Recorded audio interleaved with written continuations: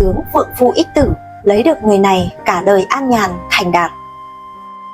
Thưa quý vị và các bạn, tại sao có những người phụ nữ dù không xinh đẹp lộng lẫy nhưng lại khiến cuộc đời họ càng sống càng hạnh phúc và luôn được chồng yêu thương, người đời kính nể?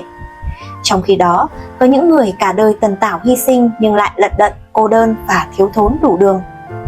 Đó không phải là may rủi, đó là tướng mệnh, là những dấu hiệu rất cụ thể trên khuôn mặt thể hiện phúc khí, khí chất và cả tương lai sau này. Trong nhân tướng học, gương mặt không chỉ là tấm gương phản chiếu cảm xúc mà còn là bản đồ số mệnh của một con người. Đặc biệt ở phụ nữ, ngũ quan từ trán, mắt, mũi cho đến môi, cằm đều ẩn chứa những dấu hiệu quan trọng về tài lộc, phúc phận và hôn nhân. Các chuyên gia tướng số tin rằng chỉ cần nhìn qua một vài nét tướng đặc biệt có thể đoán được những người phụ nữ có mang mệnh vượng phu ích tử hay cả đời long đong lận đận. Bởi không phải ai sinh ra cũng mang thiên mệnh làm nữ hoàng, nhưng nếu may mắn sở hữu 7 tướng quý sau đây thì dù cuộc sống có độc thân thì vẫn phú quý, lấy chồng càng thêm vượng phát, an nhàn và thành đạt. Nếu bạn là phụ nữ, hãy xem mình có may mắn sở hữu những nét tướng này hay không nhé. Còn nếu bạn là đàn ông thì đừng bỏ lỡ, bởi lấy được người phụ nữ như thế này chính là phúc phận ngàn đời khó gặp. Và ngay sau đây, hãy cùng phong thủy mai bùi khám phá 7 tướng cực quý ở phụ nữ mang thiên mệnh phú quý, vừa làm hậu phương vững chắc giúp chồng con thành công rực rỡ. Đặc biệt, nét tướng thứ 7 là nét tướng cực kỳ quan trọng, chỉ một số rất ít người may mắn mới có. Ai sở hữu dấu hiệu này gần như là đổi đời sau 35 tuổi, tài lộc và vận mệnh thăng hoa không tưởng. Đây cũng là lý do nhiều người tưởng đã hết thời mà lại vụt sáng bất ngờ ở tuổi trung niên. Vì vậy, đừng rời mắt khỏi video này, biết đâu có thể chính bạn hoặc người phụ nữ bên cạnh bạn đang mang mệnh phú quý mà cả đời không hay biết. Nét tướng đầu tiên, tướng mặt phụ nữ có vòng trán cao và rộng, tướng của người trí tuệ, mang mệnh hoàng hậu. Trong nhân tướng học, phụ nữ có vòng trán cao và rộng là người thông minh, sâu sắc, chu toàn và vô cùng cẩn trọng trong công việc. Họ có khả năng suy xét thấu đáo, biết nhìn xa trông rộng và đặc biệt rất dễ gặp được quý nhân giúp đỡ. Phụ nữ sở hữu nét tướng này không chỉ giỏi giang mà còn được trọng dụng nơi công sở. Sau 35 tuổi, họ có xu hướng trở thành nữ cường nhân, giữ vai trò quan trọng trong tổ chức, vừa khéo léo quản lý cấp dưới, vừa là cánh tay đắc lực cho cấp trên. Dù không quá khéo ăn nói, nhưng sự chân thành và khí chất chững chạc của họ luôn tạo sự tin cậy. Cuộc sống của họ về sau càng hanh thông, sự nghiệp vững vàng và tài lộc ngày càng thăng tiến. Đặc điểm thứ hai, phụ nữ có sống mũi cao và thẳng, tướng công chúa phú quý từ trong trứng nước. Trong tướng mặt, sống mũi là cung tài bạch, đại diện cho tài lộc và khả năng tích lũy tiền của. Phụ nữ có sống mũi cao, thẳng thường được ví như là công chúa trong nhân tướng học, bởi họ có khí chất quý tộc, dễ được người đời yêu thương và che chở. Nếu xuất thân bình thường, người này thường đổi đời sau hôn nhân. Còn nếu sinh ra trong gia đình giàu có, họ sớm có lộc tiền bạc từ tuổi 20 trở đi. Đặc biệt, nếu họ kết hôn với đúng người đàn ông biết trân trọng và thấu hiểu thì cuộc sống sẽ ngày càng viên mãn và tài vận thay đổi rõ rệt. Tuy nhiên, để mệnh phú quý này phát huy trọn vẹn, họ cần tích đức, sống lương thiện và làm nhiều việc tốt. Nếu kết hôn muộn, tốt nhất là từ khoảng 28 tuổi trở đi để tránh những ràng buộc tình cảm chưa đủ độ chín mà ảnh hưởng đến vận mệnh. Thứ ba, tướng mặt của người phụ nữ có số làm lãnh đạo, càng sống càng được nể trọng. Trong nhân tướng học, có những người phụ nữ sinh ra đã mang tướng mạo của người lãnh đạo, không chỉ giỏi giang và bản lĩnh mà còn khiến người khác tin tưởng và nể phục. Dưới đây là 3 nét tướng tiêu biểu thường xuất hiện ở những người phụ nữ có số làm lớn, càng sống càng thăng hoa và thành đạt. Nét tướng thứ nhất đó là tai ép sát đầu, môi rõ nét, nhân trung sâu như hình tam giác.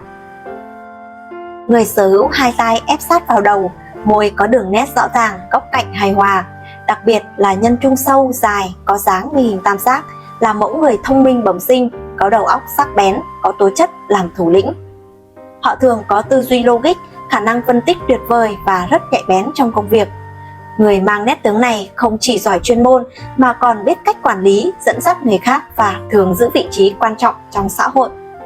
sự nghiệp của họ thường phát triển vững chắc theo năm tháng và càng về sau họ càng được người khác kính trọng, nể phục. Nét tướng thứ hai đó là đầu mũi to, đầy đặn, thịt hơi sổ. Ý chí kiên cường, vững vàng như núi. Một trong những nét quý tướng không thể bỏ qua ở những người phụ nữ có bản lĩnh đó là đầu mũi to, phần thịt đầy và hơi chịu xuống. Đây là tướng của những người sống chân thành, ngay thẳng và có ý chí kiên định. Họ luôn đặt mục tiêu rõ ràng cho tương lai và sẵn sàng nỗ lực hết mình để đạt được.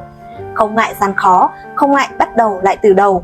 Chính sự kiên trì ấy khiến họ dần trở thành trụ cột vững chắc của gia đình. Họ không chỉ là những người giữ lửa mà còn là những người góp công lớn trong kinh tế, sẵn sàng cùng chồng vượt qua mọi khó khăn thử thách để xây dựng hạnh phúc bền lâu. Nét tướng thứ ba, mặt chữ điền, cằm đầy đặn, có hai cằm, tướng phượng phu, hưng gia, thịnh tộc. Những người phụ nữ có khuôn mặt chữ điền, xương hàm vuông vức nhưng hài hòa, cằm tròn trịa, thậm chí là hai cằm là những người mang tướng phượng phu rất rõ ràng. Họ là những mẫu người phụ nữ mạnh mẽ, giàu lòng bao dung, không ỷ lại, không dựa dẫm, luôn tìm cách tự mình giải quyết mọi việc. Kể cả khi đã kết hôn, họ vẫn độc lập về tài chính và tinh thần. Nếu người này còn sở hữu vầng trán cao, môi trên dày thì lại càng quý, bởi đây là dấu hiệu của người trung thủy, giỏi nuôi dạy con cái và sống có trách nhiệm. Họ thường được khen là hiền hậu, khéo léo, biết chăm sóc gia đình và rất dễ được lòng người xung quanh. Người xưa có câu, phong hạm trọng di, phượng phu hưng gia, nghĩa là người có cằm tròn, đầy, thậm chí là hai cằm, là người giúp chồng hưng vượng, gia đình êm ấm, hậu vận viên mãn. Thứ năm, tướng mặt của người phụ nữ, ai gặp cũng thương, ai tiếp xúc cũng quý. Người phụ nữ sở hữu nét tướng này thường khiến người khác phải ngoái nhìn, không chỉ vì ngoại hình dịu dàng mà còn là khí chất lương thiện từ bên trong toát ra. Họ thường có lông mày lá liễu mềm mại, ánh mắt long lanh đầy cảm xúc, mái tóc mềm mại và tự nhiên. Tất cả đã tạo nên một vẻ đẹp vừa dịu dàng vừa quyến rũ, rất dễ tạo thiện cảm với mọi người xung quanh. Đây là tuýp người đào hoa, được nhiều người thầm thương trộm nhớ nhưng lại sống rất trong sáng, hiền hậu và luôn đối đãi chân thành. Dù đã kết hôn, họ vẫn được yêu mến bởi tính cách dịu dàng, thủy chung và biết vun vén cho hạnh phúc gia đình. Đặc biệt, nếu gương mặt có dáng chữ điền, vuông vức và hài hòa thì càng khẳng định đây là người sống rộng lượng, suy nghĩ sâu sắc, biết quan tâm và chăm lo cho gia đình, bạn bè và những người xung quanh. Người đàn ông nào có phước cưới được họ coi như có được hậu phương vững chắc nhất để yên tâm phát triển sự nghiệp. 6. Tướng mặt phú quý, vận may tự đến, giàu sang từ trong cốt cách. Trong nhân tướng học, những người phụ nữ có dái tay to, dày và đầy đặn như tay Phật, phần cằm tròn trịa, nhân trung dày và sâu chính là tướng mạo mang mệnh phú quý tự nhiên. Đây là những người sinh ra đã có số hưởng, sống trường thọ, ít lo nghĩ chuyện cơm áo gạo tiền. Vận khí tài lộc đến với họ một cách dễ dàng và điều đáng quý là họ không chỉ hưởng phúc cho riêng mình mà còn có thể mang may mắn đến cho cả gia đình. Chồng được nhờ, con cái phát triển, cả nhà ấm êm, phần nhiều là nhờ vào phúc khí tích tụ từ người phụ nữ có dái tay to và tâm tính hiền lành này. Không những thế, nếu họ có thêm giọng nói ngọt ngào, nhẹ nhàng thì đó là dấu hiệu của người sống giàu tình cảm, hết lòng vì gia đình, thủy chung son sắc. Những người này càng về hậu vận, càng gặp nhiều may mắn bất ngờ, giàu sang, hạnh phúc và được người người kính trọng.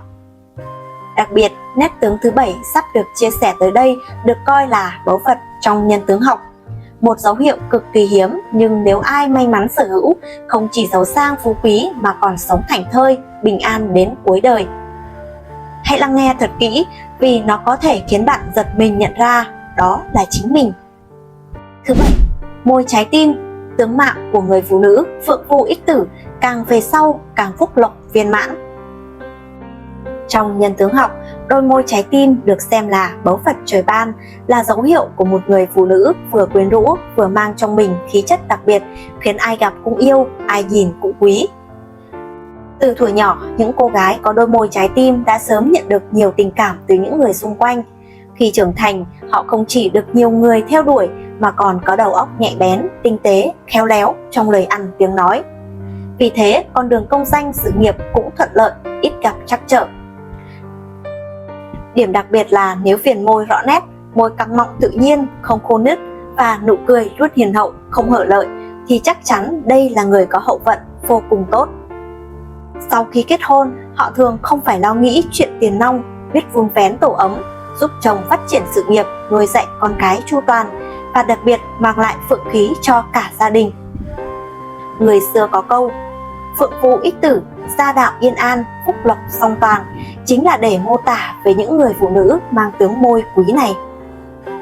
Bạn thân mến, trong hành trình làm vợ, làm mẹ và làm người, ai trong chúng ta cũng mong muốn mình là người mang lại điều tốt đẹp cho những người mình yêu thương. Và đôi khi chỉ cần hiểu thêm một chút về tướng mạo, ta không chỉ khám phá vẻ đẹp bề ngoài mà còn mở ra cánh cửa soi chiếu nội tâm, từ đó biết trân quý những điều tốt lành và vun bồi cho chính mình một cuộc sống có giá trị. Tướng mạo là duyên khởi, nhưng phúc tướng thật sự bắt đầu từ cách chúng ta sống mỗi ngày, từ tâm lành, lòng thiện đến sự nỗ lực và tình yêu thương. Tuy nhiên, không phải tướng mạo nào cũng mang đến bình yên. Có những nét tướng ẩn chứa sự xung khắc, ảnh hưởng đến hôn nhân và số phận của người bạn đời. Điều mà cổ nhân xưa gọi đó là tướng sát phu. Và nếu quý vị quan tâm và đang trong hành trình chọn bạn đời hoặc muốn thấu hiểu sâu hơn để bảo vệ hạnh phúc lâu dài, thì đừng bỏ lỡ video 6 tướng phụ nữ sát phu, đàn ông tuyệt đối nên tránh, cách nhận diện và hóa giải sẽ được hiển thị ngay trên màn hình kết thúc video. Ngoài ra, quý vị có thể bấm vào danh sách phát nhân tướng học của kênh để khám phá thêm nhiều tri thức cổ xưa quý giá, giúp ta không chỉ nhìn người cho đúng mà còn hiểu chính mình cho rõ. Bởi lẽ, khi ta sống thấu hiểu, hiểu người, hiểu tướng, hiểu tâm, thì hạnh phúc sẽ không còn là điều may rủi, mà đó là kết quả tất yếu của sự lựa chọn và tu dưỡng mỗi ngày. Cảm ơn bạn đã dành thời gian quý báu của mình để lắng nghe hết video này. Nếu thấy video hay, hữu ích và có tính ứng dụng thực tế, hãy ấn nút thích và đăng ký kênh Phong thủy Mai Bùi để không bỏ lỡ những video mới nhất tiếp theo.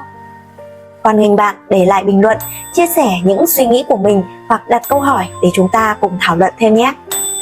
Xin chúc quý vị và gia đình luôn mạnh khỏe, thành công và bình an trong cuộc sống. Hẹn gặp lại quý vị trong những video tiếp theo.